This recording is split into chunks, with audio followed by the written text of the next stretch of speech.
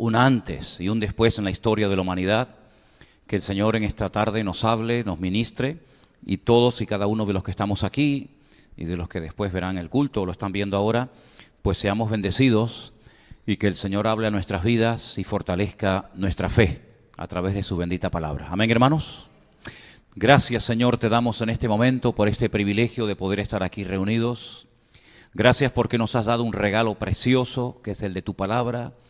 Y queremos escudriñar las Escrituras pidiendo, Señor, tu dirección, pidiendo que tu Santo Espíritu, Señor, nos ilumine y nos muestre las verdades preciosas que se encuentran en ellas, Señor. Gracias porque podemos recordar de una forma especial en el día de hoy tu triunfo, tu resurrección, Señor. Y gracias porque adoramos a un Dios vivo que ha transformado nuestra vida, que ha limpiado y perdonado todos y cada uno de nuestros pecados. Y queremos en esta tarde que tú hables directamente al corazón de cada uno de nosotros. Nos encomendamos a ti y pedimos tu ayuda en el nombre de Jesús. Amén. Hebreos capítulo 5, los versículos que voy a leer ahora, ya uno de ellos lo leyó Santi hace un rato.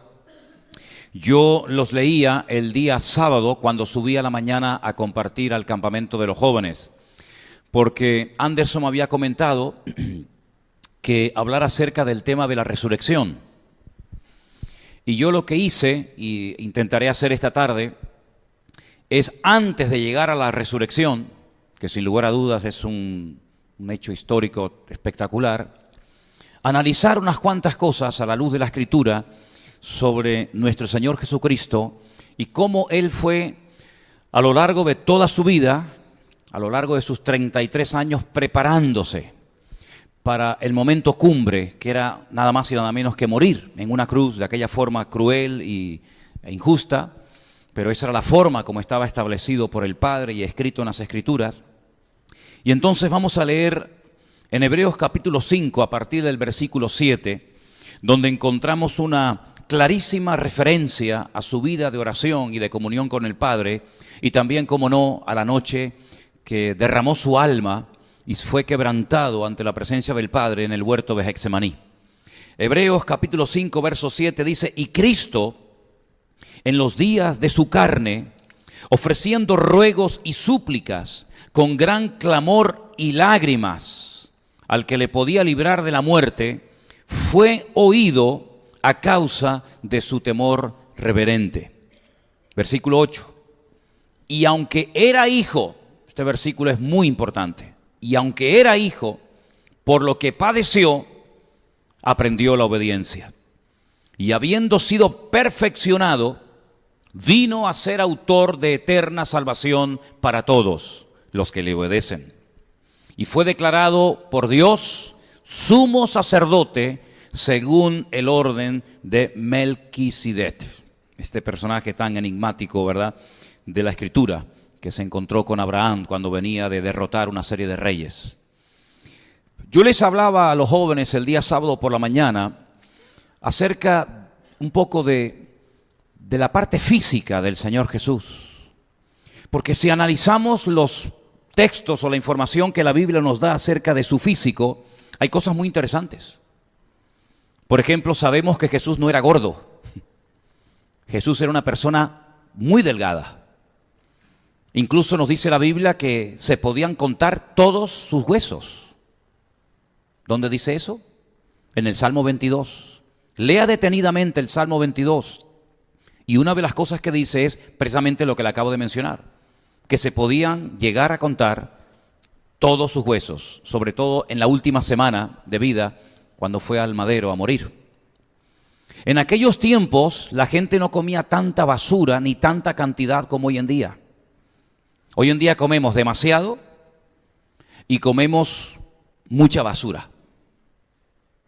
Sin embargo, en aquellos tiempos se comía como máximo la gente normal 2 veces al día, por la mañana y a la caída del sol.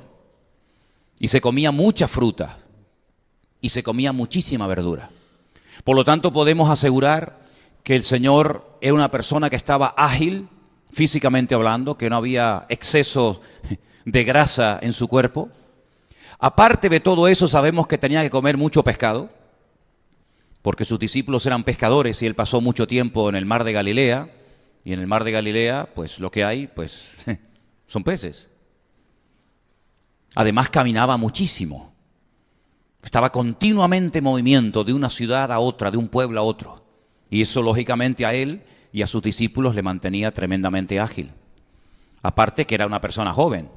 Dice la Biblia en el Evangelio según San Lucas que cuando comenzó su ministerio tendría aproximadamente unos 30 años.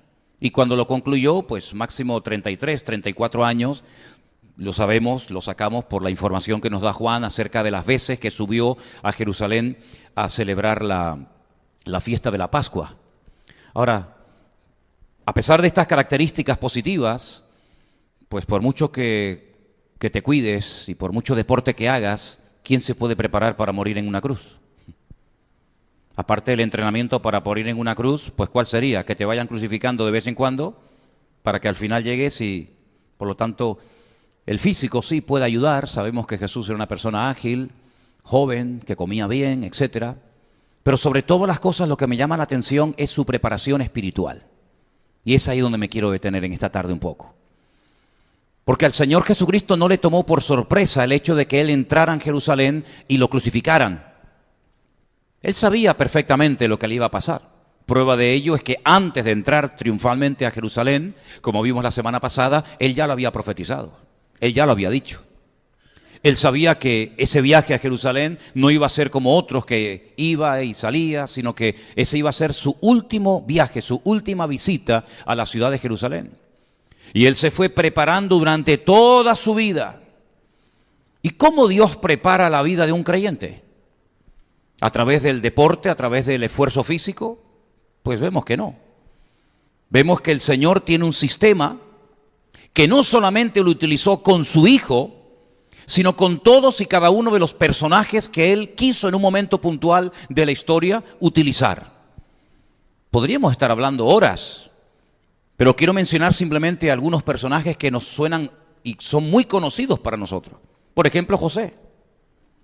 José es una persona que no se preparó, digamos, físicamente para lo que se le venía encima, porque el deporte, la preparación física de poco le iba a servir a José, pero sí era una persona que sabemos que Dios lo trató, sabemos que Dios lo moldeó. Primero, experimentó algo que es tremendamente fuerte de aceptar, y es su rechazo familiar. Sus propios hermanos, no lo olvidemos, fueron los que peor se portaron con él. Mira, se portaron peor sus hermanos que aquel amo que tenía en Egipto llamado Potifar. Para Potifar, José era una persona muy querida. Prueba de ello que le dio un voto de confianza poniendo todo bajo su autoridad. Pero sin embargo, para sus hermanos era una amenaza y había que eliminarlo. Y el Señor lo protegió milagrosamente. Sabemos que no lo mataron, aunque la idea era esa, pero sintió en carne propia el rechazo de sus hermanos, las mofas de sus hermanos. Ahí viene el soñador. Sabemos que cuando llega a Egipto, lo compran como esclavo. Pienso que en ese momento José no sabía la lengua, el idioma que se hablaba allí. De la noche a la mañana pasa a ser un esclavo. De la noche a la mañana pasa a recibir órdenes en vez de a darlas.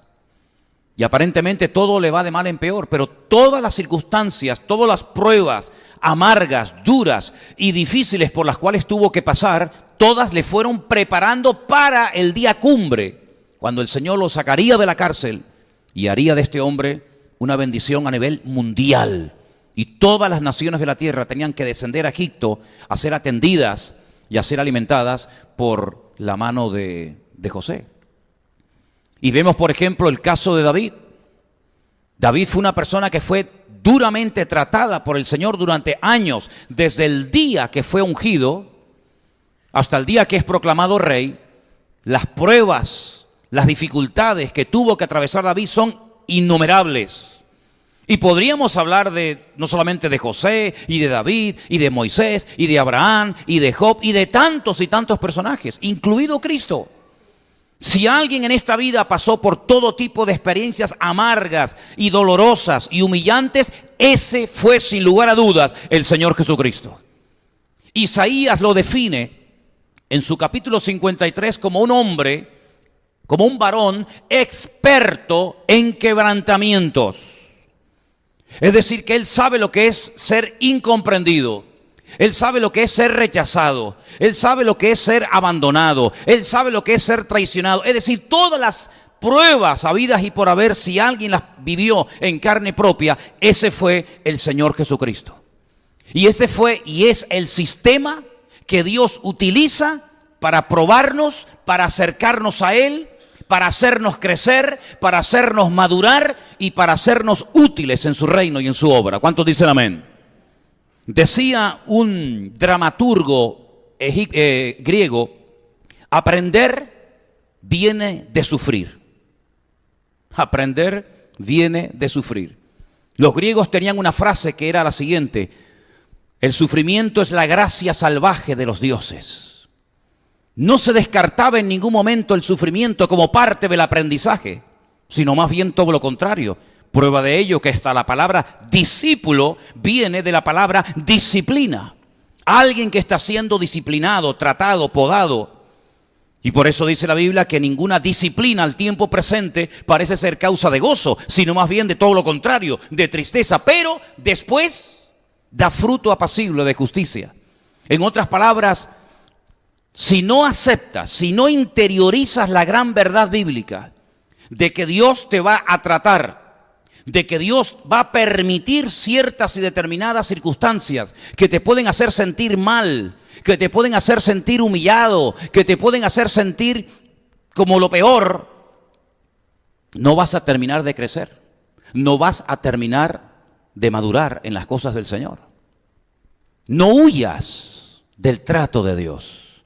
No huyas de lo que Dios quiere hacer en tu vida. ¿A través de qué? ¿De los aplausos? Tu vida. ¿A través de qué? ¿De los aplausos?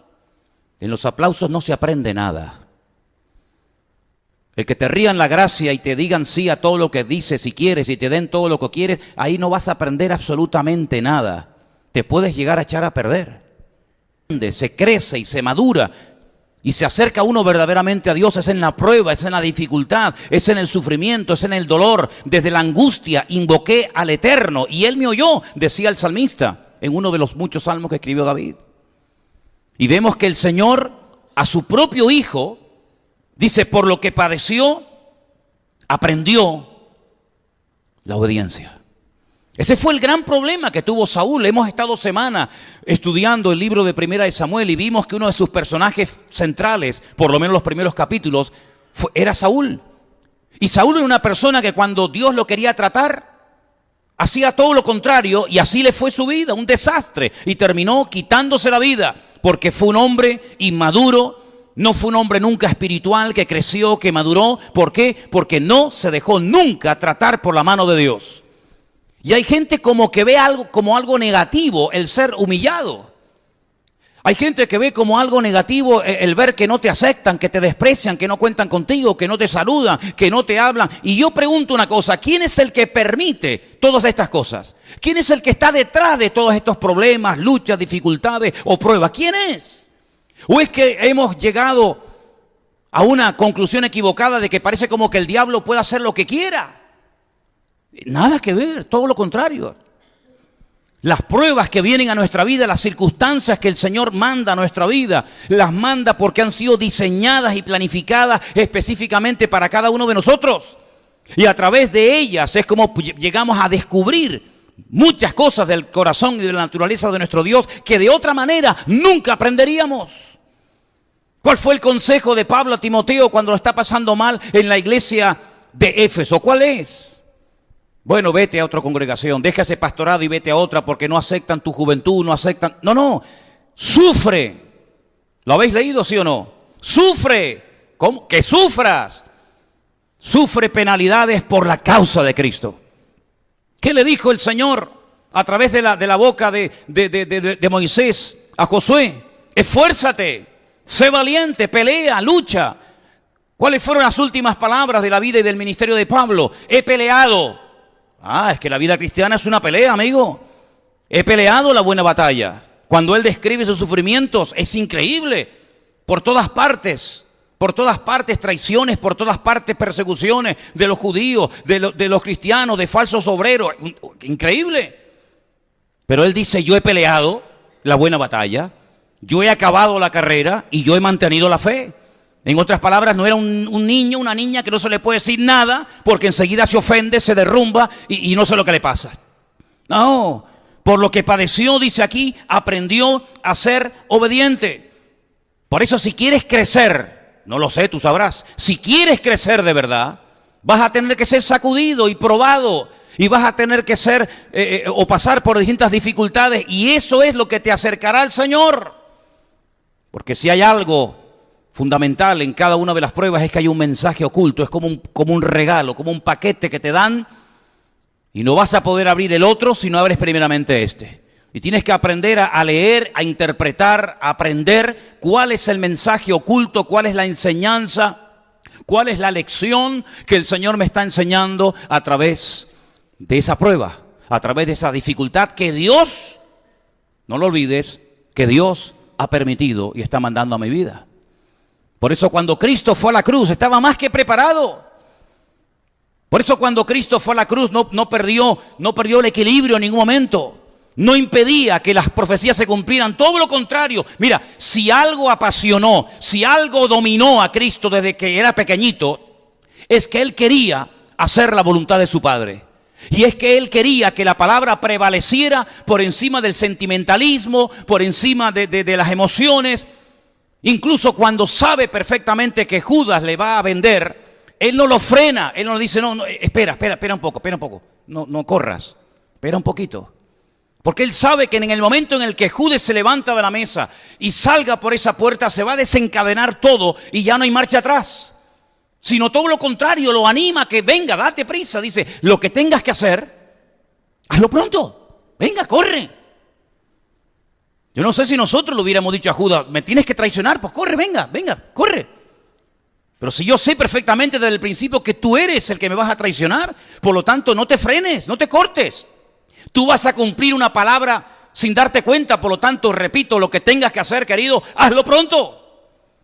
Porque el Señor sabía perfectamente de que toda la Escritura tenía que cumplirse y para que muchas Escrituras se cumplieran en su vida, tenía que pasar por un tormento y tenía que pasar por un calvario terrible, pero no hay gloria sin cruz. ¿Cuántos dicen amén? Claro, es muy bonita la resurrección, pero ese fue el regalo final del Padre al Hijo por haberle obedecido. Porque si no le hubiera obedecido, Cristo el Hijo nunca hubiera resucitado. Porque dice la Biblia, y lo hemos leído esta noche, que Él era sacerdote según la orden de Melquisedec. Yo quiero pararme aquí porque hay muchas personas que no entienden esto, ni siquiera saben realmente quién fue este personaje. Es un personaje que aparece en el Antiguo Testamento, Melech Sadik. Melech significa rey, en hebreo Sadik es justo, el rey de justicia. En la Biblia dice rey de Salem. No, es rey de justicia. Y es interesante notar que antes del sacerdocio levítico había otro tipo de sacerdocio, que es el que Abraham reconoce. Es ante el que Abraham da diezmos. Algunos dirán, ¿y de dónde salió esa palabra? ¿Quién le enseñó a Abraham que había que dar los diezmos? Bueno, Abraham lo sabía. Y dice la palabra de Dios que ese sacerdocio, que es antes del sacerdocio levítico, es el que va a permanecer para siempre. El sacerdocio levítico hoy en día no existe. No hay sacerdotes en Israel que están oficiando en el templo. De hecho, no hay ni templo. Pero Cristo, que era de la tribu de Judá, no de la tribu de Leví, por la ley mosaica nunca podía haber llegado a ser sacerdote, pero por el sacerdocio de Melquisedec sí podía hacerlo. Y de hecho, en los Salmos dice que el Mesías sería sacerdote según la orden, según el sacerdocio de Melquisedec, que es para siempre y no como el otro que tiene un principio y tiene un fin. Y la palabra del Señor nos enseña que el Señor Jesucristo, conociendo las Escrituras perfectamente, Él hizo todo lo que podía y mucho más para que la palabra se cumpliera al pie de la letra. Yo les dije la semana pasada, y quiero que tengan claro esto, que en esos últimos días de la vida de Cristo, desde que Él entra triunfalmente a Jerusalén hasta que muere en el Monte de la Calavera, se cumplen más profecías que durante todo su ministerio. La entrada triunfal, como vimos, estaba profetizada por Zacarías, capítulo 9, verso 9. que el Mesías entraría montado en un pollino de asno a la ciudad de Jerusalén. En el libro de los Salmos, que está lleno de profecías mesiánicas, de hecho hay salmos enteros que están dedicados solamente a Él, al Señor, Él hablaba de que el hombre de mi confianza levantará contra mí su calcañar.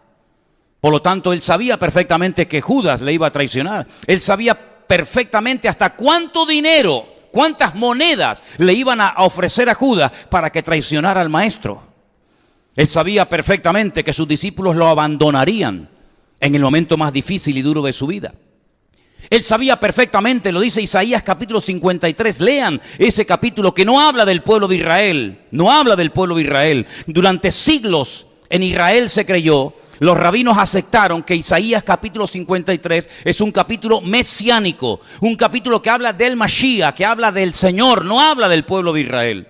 Hasta que un tal Rashi, un gran, entre comillas, rabino judío francés, dijo que no, que Isaías capítulo 53, como lo estaban utilizando mucho los mesiánicos, los cristianos, para demostrar que toda la tortura y el sufrimiento de la vida de Cristo estaba avalada y respaldada por Isaías 53, él dijo que no, que el sufrimiento, quien lo experimenta no es el Mesías, sino el pueblo del Mesías, es decir, es una descripción del pueblo de Israel, pero es rotundamente falso, rotundamente falso. Ese capítulo no habla en absoluto de Israel, ese capítulo habla totalmente de principio a fin del Señor Jesucristo.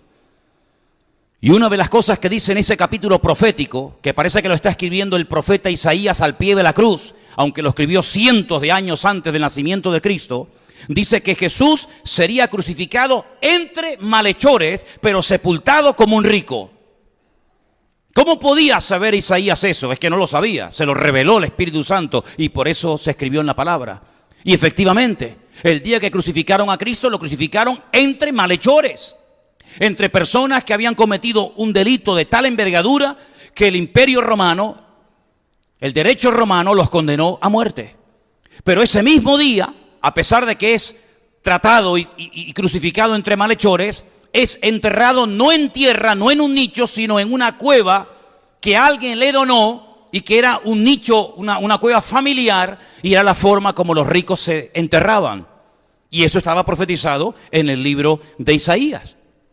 Fueron los paganos, fueron los soldados romanos los que en un momento puntual, viendo que estaba a punto de morir, decidieron que la ropa que llevaba, la túnica que llevaba, que era de una sola pieza, sin costuras, se la rifaran entre ellos, y eso no es producto de la casualidad. Repito otra vez, lean el Salmo 22 esta noche, y allí dice en el Salmo 22, repartirán mi vestidura entre ellos.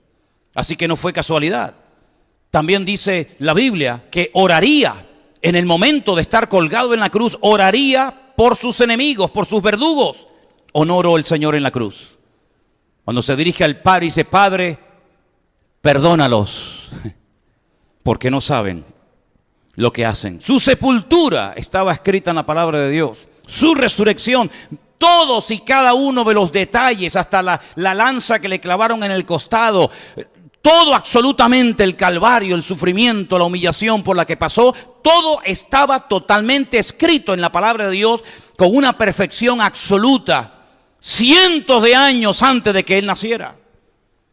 Por lo tanto, Él sabía perfectamente todo detalle y hasta el más pequeño insignificante de su vida. Y Él no hizo absolutamente nada para huir de todo esto, sino más bien todo lo contrario. Él se ofrecía muchas veces, no se ocultaba de nadie. La entrada triunfal de Cristo a Jerusalén es toda una, permítame la expresión, toda una provocación diciendo, aquí estoy, no me escondo, sé que todo el mundo me quiere matar.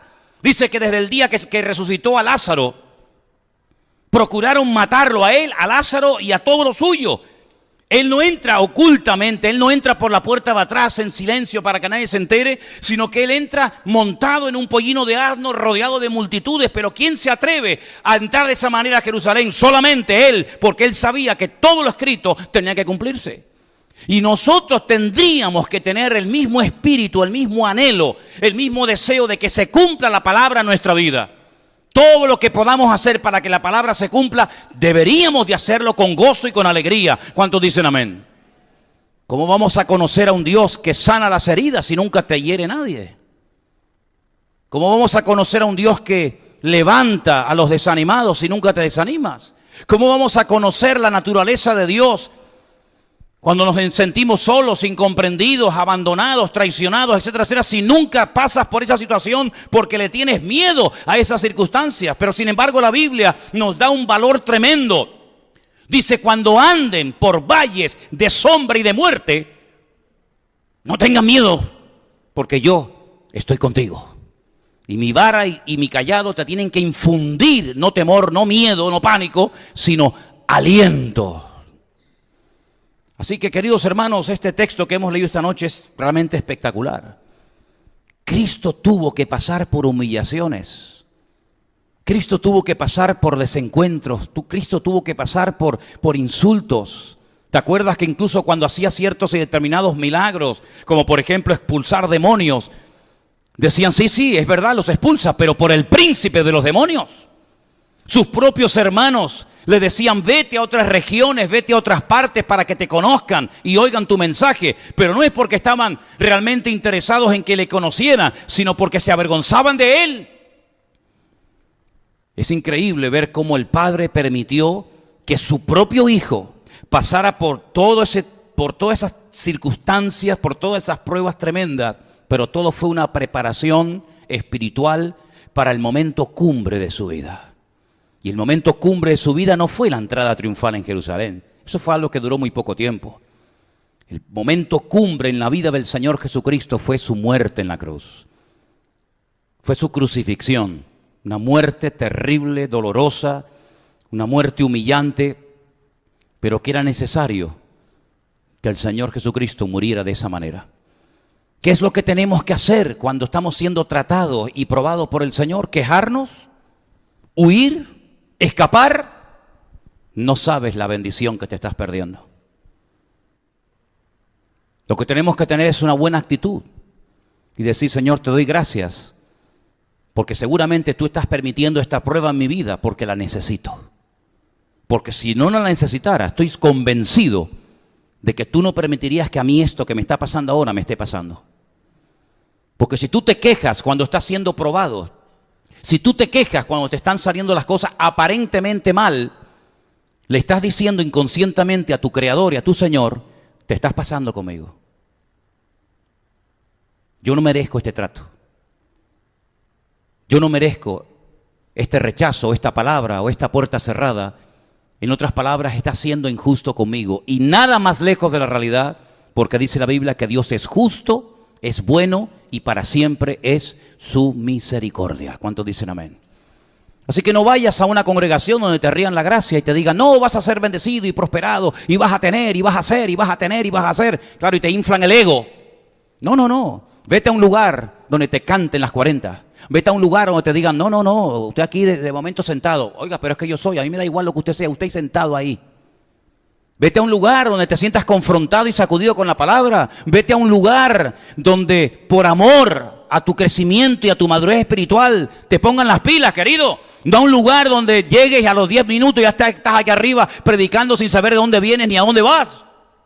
En otras palabras, al Señor Jesucristo, hermano, Él es nuestro modelo, Él es nuestro ejemplo a imitar.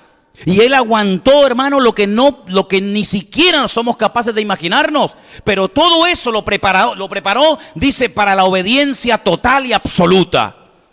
Y cuando lo fueron a aprender al huerto de Getsemaní, no se ocultó, no mandó a sus discípulos, díganle que no estoy, como dicen algunos a los hijos. Cuando llame fulano, dile que papá no está. Y el niño dice, mi papá dice que no está. Si no, él dijo, ¿a quién vienen a aprender? A Jesús, dice, aquí estoy. No hay ningún problema, no me oculto, ya estoy preparado. Pero no me preparé solamente esta noche, llevo 30 y tantos años de mi vida preparándome para este momento. Y yo no sé para lo que te está preparando el Señor. Pero lo que está bien claro es que si has superado pruebas, te han preparado para las siguientes que vendrán. Así que, queridos hermanos, este pasaje para mí es extraordinario, porque dice en el versículo 9, y habiendo sido perfeccionado, esa es una palabra clave en la Biblia, porque para los griegos, no para los cristianos ni para el concepto bíblico, pero en la mentalidad de la época, la perfección era que cumplía el propósito por el cual fue diseñado. ¿Me explico? No importa si el modelo es bonito o feo, grande o pequeño, ¿funciona? ¿Funciona el martillo? ¿Funciona la herramienta? ¿Funciona? ¿Sí? Entonces es perfecto. Independientemente del color, del tamaño, del diseño, lo que funciona en la mentalidad de la época es que está perfecto. Si no funciona, no es que es muy bonito, pero sirve. No sirve para nada, entonces no es perfecto. Perfección era algo que se entendía, algo que se aceptaba, se asumía cuando el diseño que se le había dado era funcional. Si no funcionaba, no servía absolutamente para nada. Es como esas cosas que se hacen y tú dices, bueno, ¿esto para qué sirve? No, para nada, entonces no es perfecto. Cristo fue perfeccionado. ¿Por qué? Porque el propósito por el cual vino se cumplió perfectamente. En ese sentido, Judas cumple en cierto sentido algo de la perfección según la mentalidad de la época. ¿Por qué? Porque fue la persona idónea para vender a Cristo.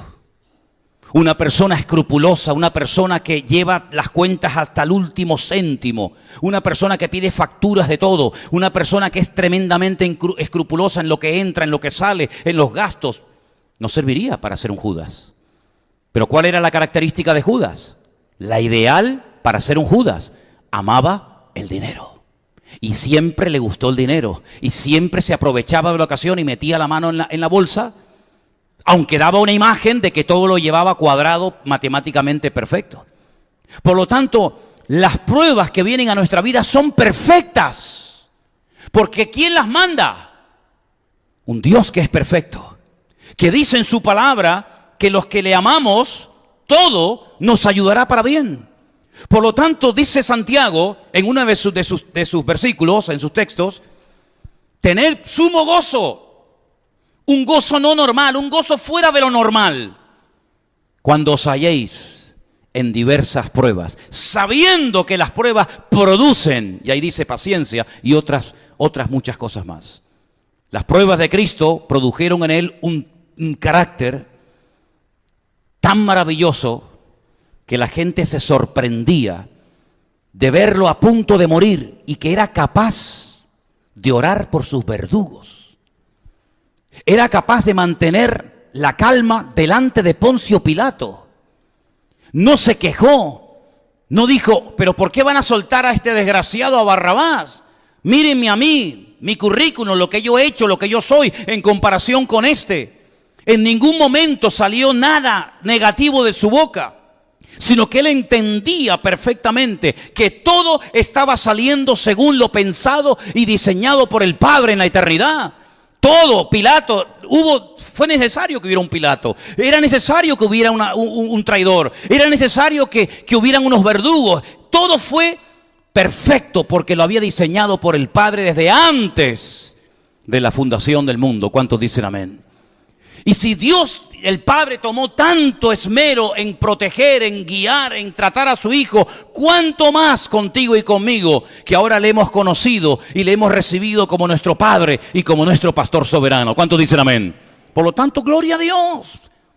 Gloria a Dios. Pero te vuelvo a repetir, no huyas, no te escondas, sino todo lo contrario. Agradécele a Dios que el trato de Dios siempre va a producir en ti algo positivo y siempre va a traer a tu vida madurez y más crecimiento delante de la presencia del Señor. ¿Cuántos dicen amén? Claro, la resurrección. Es muy bonito hablar de la resurrección, pero es que para resucitar, primeramente tienes que estar muerto. Si no mueres, no hay ninguna posibilidad de resurrección. Si no mueres, y más como tienes que morir, no vas a volver a la vida. Es decir, el triunfo sobre la muerte, el triunfo sobre el diablo, el triunfo sobre el pecado, no va a venir simplemente porque seas el Mesías, sino que hay un altísimo precio a pagar, y el precio es tu muerte, tu crucifixión. Pero Cristo sabía perfectamente, porque la voz audible de Dios se oyó el día de su bautismo. ¿Os acordáis? Este es. Ahí lo tienen. ¿Lo estaban esperando? Ahí lo tienen. Este es mi Hijo amado, en el cual deposito toda mi confianza, mi respaldo y mi apoyo. Dios avalándolo, el Padre con voz audible, dando testimonio, dando fe de que este es. Por eso le dedicó tanto tiempo a su perfeccionamiento. Por eso le hizo pasar por tantas luchas, circunstancias y pruebas, porque Dios había dicho, este es, y no podía fallar a última hora. Por eso en el mismo huerto de Getsemaní, el Hijo ora al Padre y le dice, Padre, no se haga mi voluntad, sino la tuya. Y la voluntad del Padre sabemos perfectamente que en aquel momento era que Cristo fuera a la cruz a morir por toda la raza humana. ¿Cuántos dicen amén? Por lo tanto, fue perfeccionado, aprendió a ser obediente, sumiso al Padre, por lo que padeció. Luego el sufrimiento es la mayor bendición que en momentos puntuales de la vida Dios puede mandar a nuestras vidas. Aunque nos han enseñado de pequeñito que lo que hay es que huir del sufrimiento y del dolor y de las pruebas, sin embargo es el mejor favor que Dios nos puede hacer a nosotros. Y si te está probando, si te está tratando el Señor, pues mira, dale gloria al Señor, porque eso significa de que Dios te ama mucho, porque si no, no te dedicaría ni un minuto de su tiempo a ti. ¿Cuántos dicen amén? Dile al que está a tu lado, gózate cuando estás siendo probado. Gózate cuando estás siendo probado. A Miguel no se lo dijo nadie, ¿eh? A María no se lo dijo nadie. Sonia, a ti tampoco te lo dijo nadie. A ti tampoco te lo... Entonces, ¿se lo tienen que decir? Díganselo a Miguel. Gózate cuando estás siendo probado. A Sonia veo que no se lo está diciendo nadie. ¿Se lo dijiste? ¿A ti quién te lo dijo? Gózate cuando estás siendo probado. ¿Cómo fue probado José? ¿Por los inconversos o por sus hermanos? ¿Quién probó a José? Pues lo probó Judá, lo probó Leví, lo probó Neftalí, lo probó todos sus hermanos, lo probaron. Solamente hubo uno, Rubén, que dijo, no, vamos a hacer una cosa. En vez de matarlo, vamos a venderlo. Te digo sinceramente, no sé qué hubiera sido mejor, ¿eh? Porque si te matan y ya está. Pero lo que te queda por delante, querido, ni te imaginas lo que te queda por delante. Primero, te vas a ir desnudito, así como tu madre te trajo al mundo, desnudo, te vas a ir a Egipto. Porque dice que la túnica que llevaba se la arrancaron y la mancharon con sangre, que fue la túnica que le presentaron a su padre. Padre, ¿tú reconoces esta túnica? Sí, es la de mi hijo. Luego, si le quitaron la túnica, ¿qué llevaba por debajo? ¿Qué llevaba? Nada. Desnudo. Llegas a Egipto, no te puedes comunicar, no sabes lo que están diciendo tus enemigos. Pero antes de ir a Egipto, si ustedes leen bien el pasaje, la caravana que lo compró se la vende a otra caravana. Si no es que lo compraron estos y estos lo llevan a Egipto, no. Estos lo compran y por el camino se la venden a otra. Y cuando llega a Egipto, lo ponen sobre una tarima junto con un montón de esclavos y hacen una subasta a ver quién da más. Y lo compra un señor llamado Potifar y se lo lleva a su casa. Y todos conocemos todo lo que tuvo que pasar. Y todos conocemos que tuvo que pasar por la cárcel, pero no las cárceles que conocemos o que vemos por la televisión. No. Una mazmorra terrible. Humillado, privado de libertad, sin familia, mala comida, mala cama, todo un desastre. Pero dice la Biblia, pero Dios siempre estuvo con él. Y alguno diría, pues menos mal. Menos mal que estuvo el Señor con José, porque si no llega a estar, si no llega a estar hubiera muerto. Pero sin embargo José llegó a ser una persona tremendamente utilizada, tremendamente bendecida, pero primeramente tuvo que pasar por un proceso terrible de perfeccionamiento. Si no eres capaz de superar el odio de tus hermanos, tú no vas a poder superar el odio de los egipcios o de los presos cuando te metan en una mazmorra en Egipto. En otras palabras, las pruebas son proporcionales a tu nivel de madurez. Dios te prueba en base a tu nivel de madurez. Las pruebas están diseñadas específicamente para cada uno de nosotros. No es que hay un saco donde Dios mete la mano y dice, esta para ti, esta para este, esta para fulano. No, sino que Dios ha diseñado tu vida de principio a fin. Y el Señor sabe dónde te tiene que probar ahora. En lo económico, yo lo pruebo en lo económico, no te preocupes. Si Dios es capaz de hacerte rico, de hacerte pobre así en un segundo. Dios es capaz de darte todo, quitarte todo. En la salud, sin ningún problema. En lo familiar, Dios te puede probar en lo que Él quiera. No tiene que pedirte permiso. Amén, hermanos.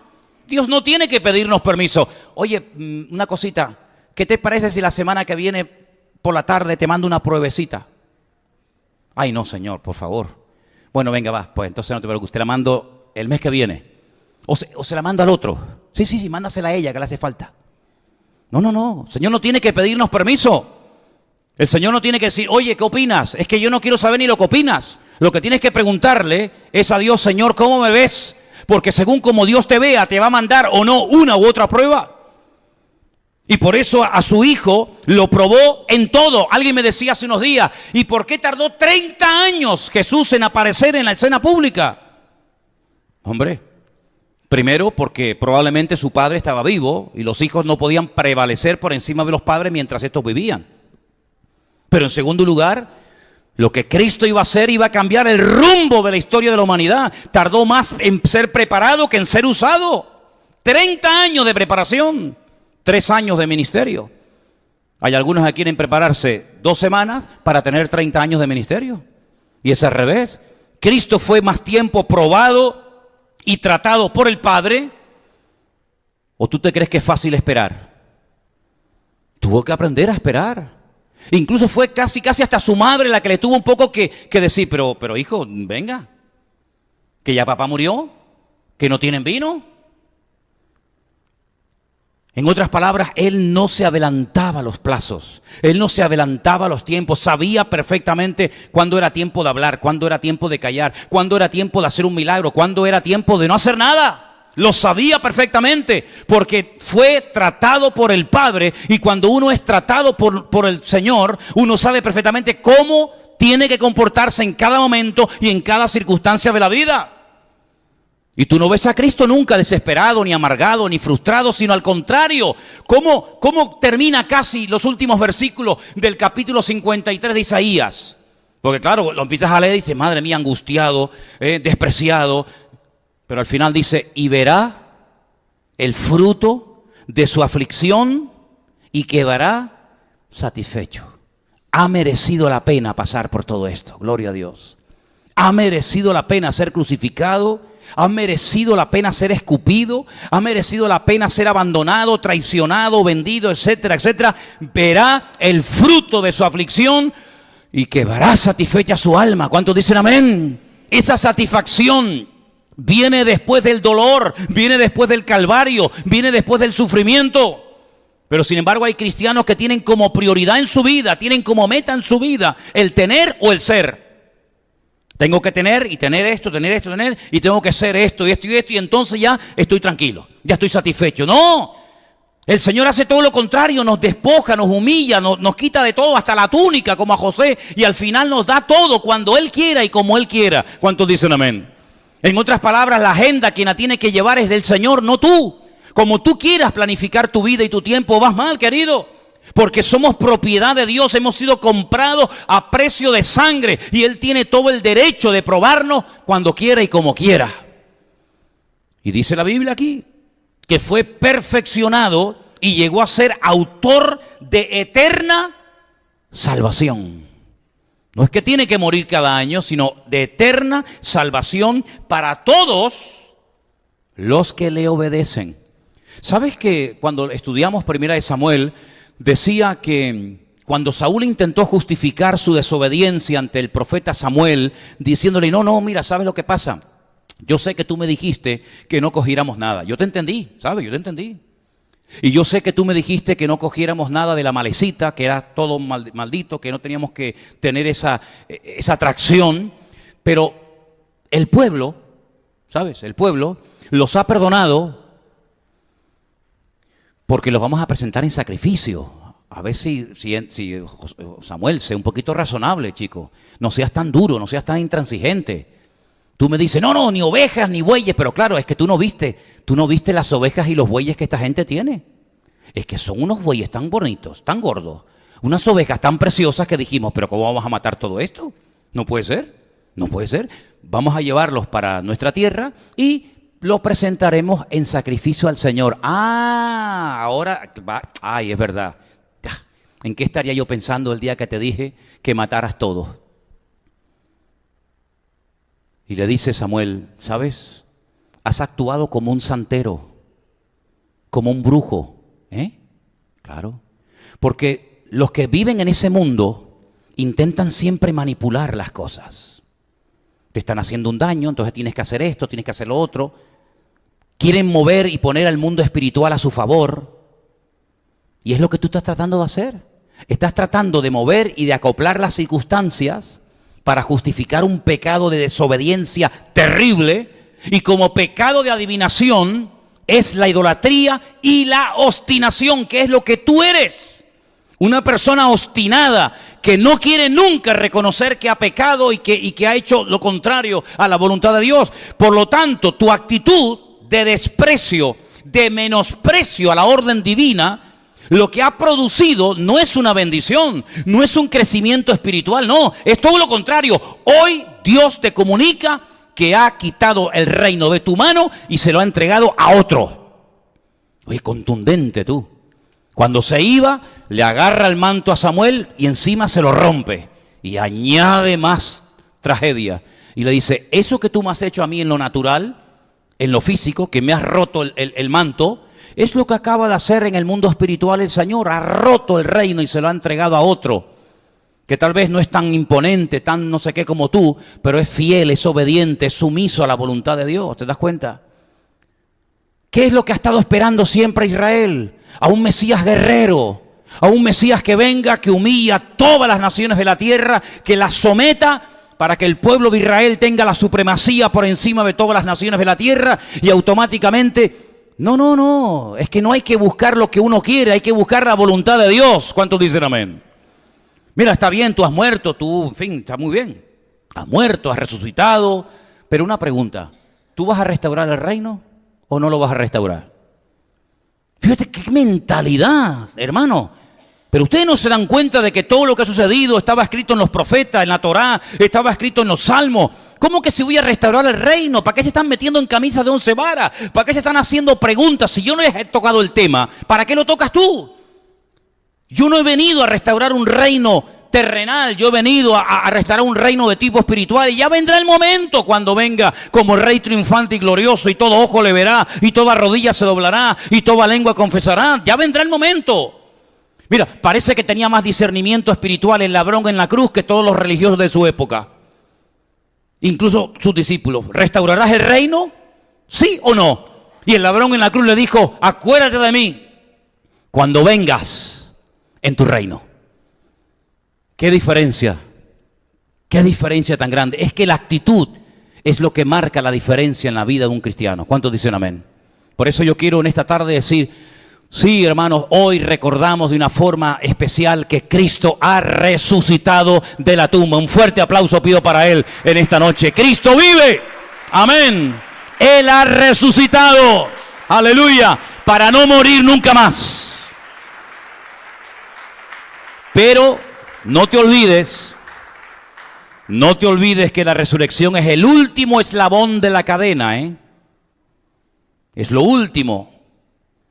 Antes de llegar a ese punto, el Señor tuvo que pasar por un largo proceso de preparación.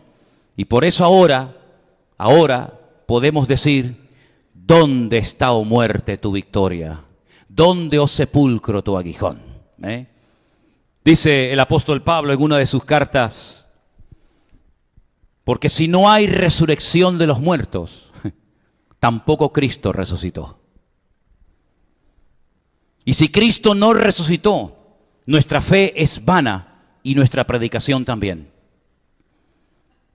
Y somos hallados falsos testigos de Dios, pues hemos testificado de que Dios resucitó a Cristo.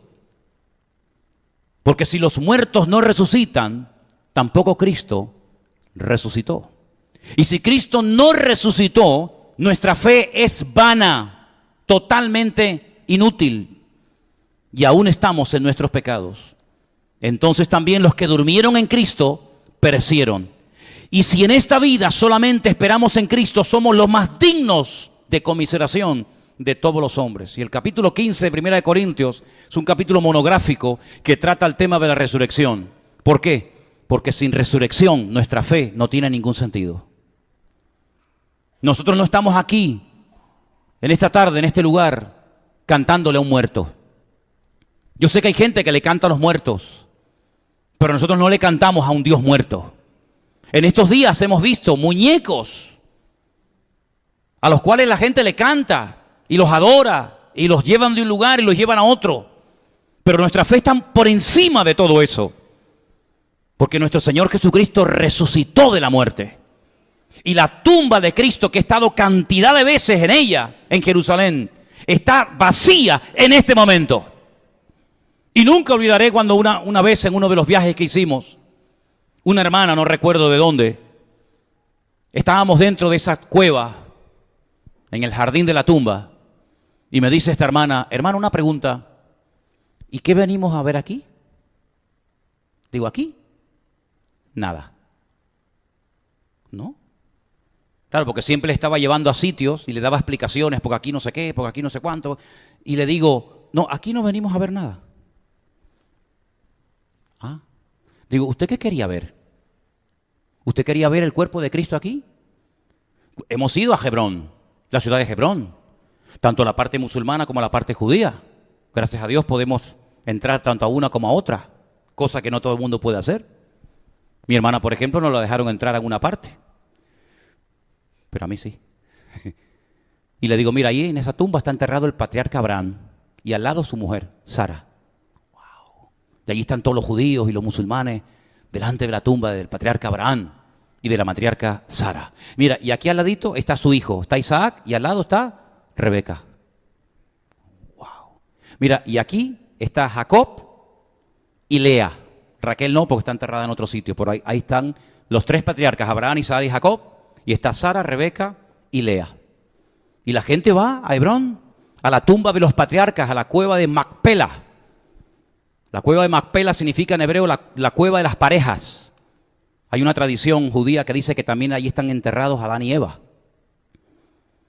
Y es una cueva sobre la cual, tanto encima como enfrente, el rey Herodes mandó a construir un mamotreto de edificio espectacular.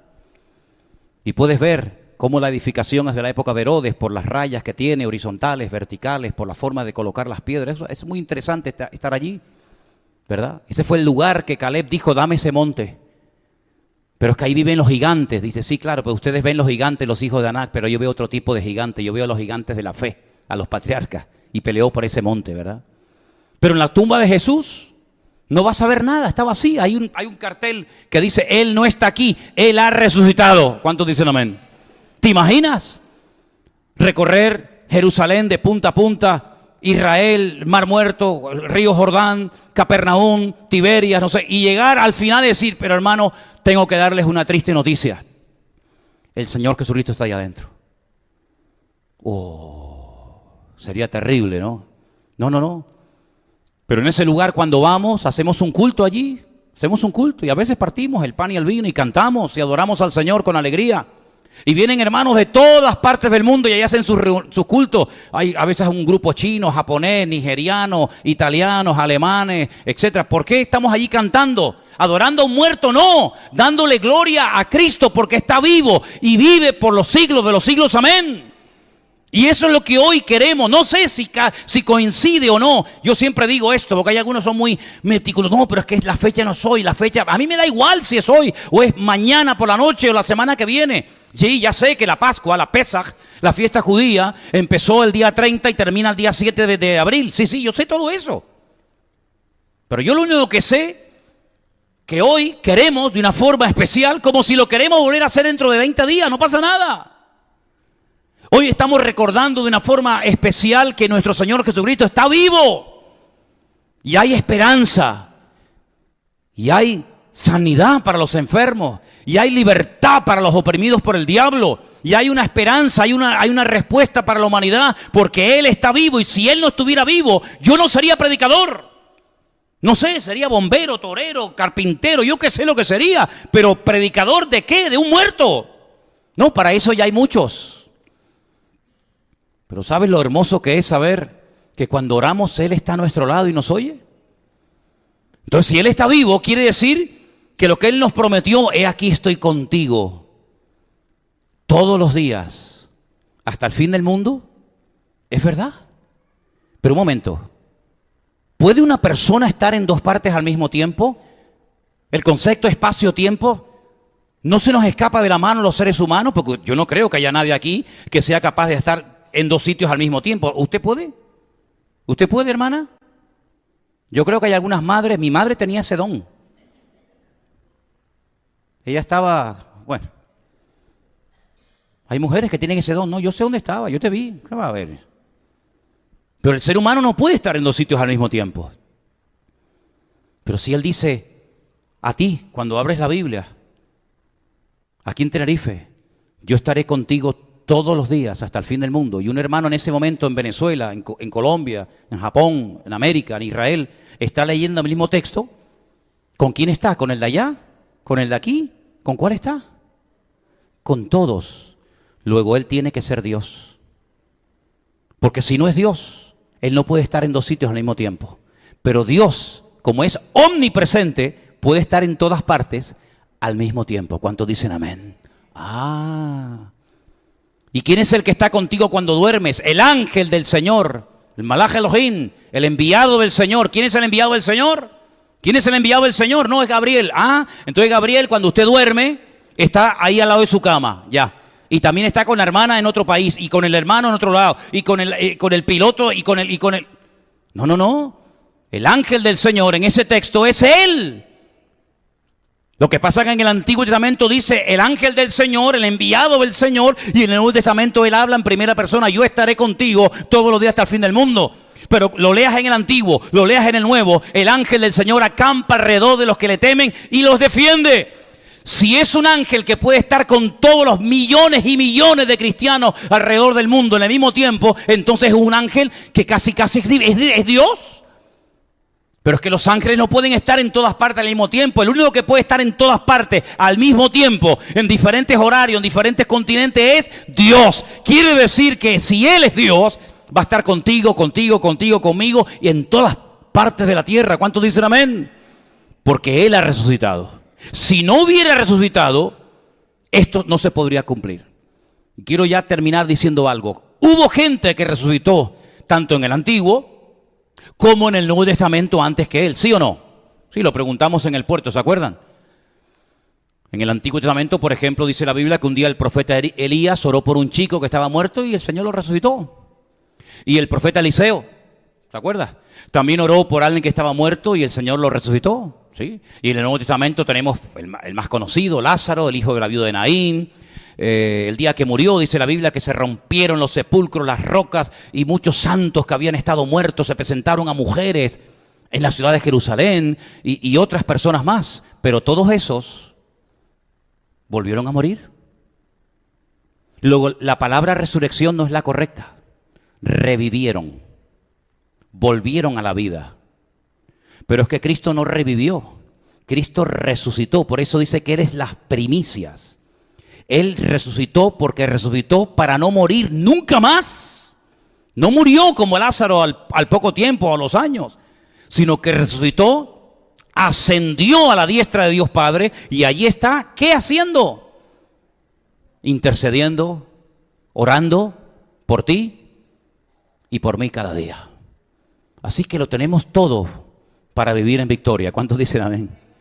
Si no vives en victoria es porque no quieres. Es porque te has ahí apalancado y te estás lamiendo las heridas, como el perrito cuando tiene una llaga, que se lame la herida y se lame la herida y se lame la herida. Pero nosotros ya no nos tenemos que lamer las heridas, porque por sus llagas fuimos nosotros curados. Y Dios nos ha llamado para vivir en victoria y a partir de ahora ser cabeza y no cola, nunca más. Así que no lo traiciones, no huyas del trato de Dios, porque yo creo que todavía muchos de los que estamos aquí no hemos todavía llegado al nivel al cual el Señor nos quería llevar. ¿Cuántos están de acuerdo?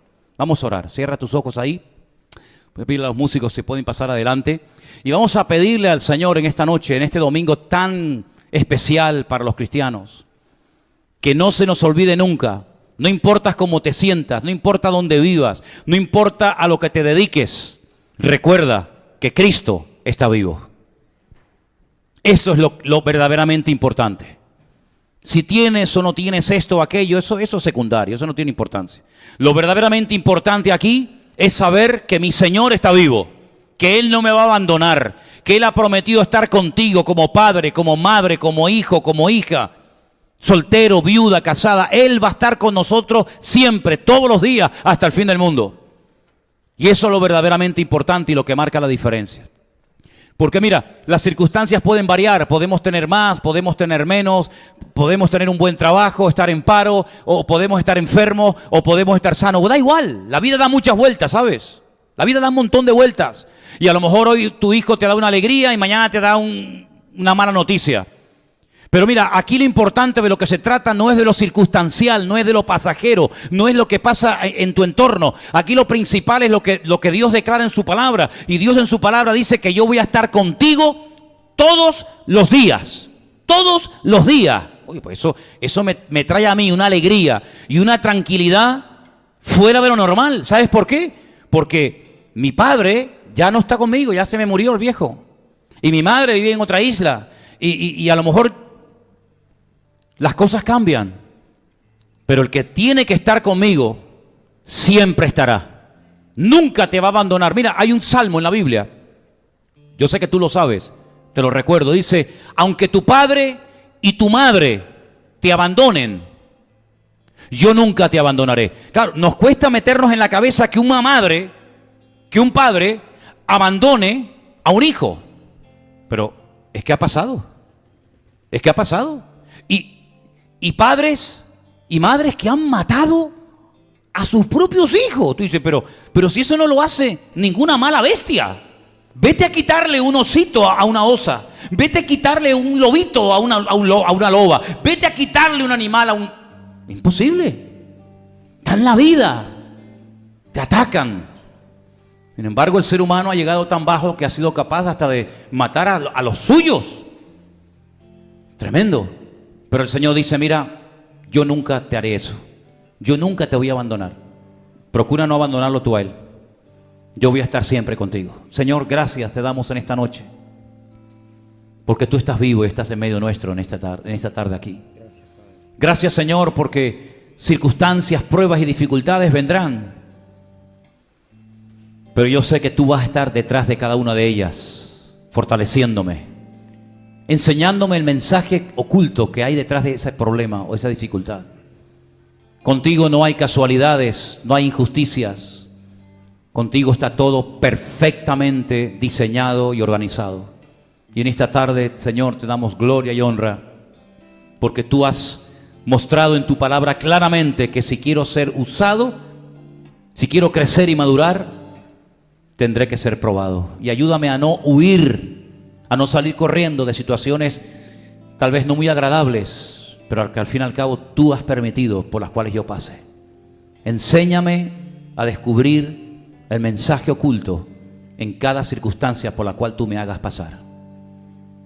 Que esta congregación sea para mí un taller, una escuela, donde yo pueda descubrir más y más de ti, de tu palabra.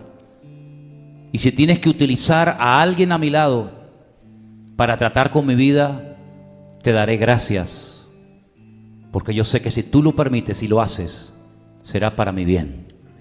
Y por eso te doy gracias en esta tarde de todo corazón, en el nombre de tu amado Hijo Jesús. Amén. Amén. Nos ponemos de pie, hermanos, por favor.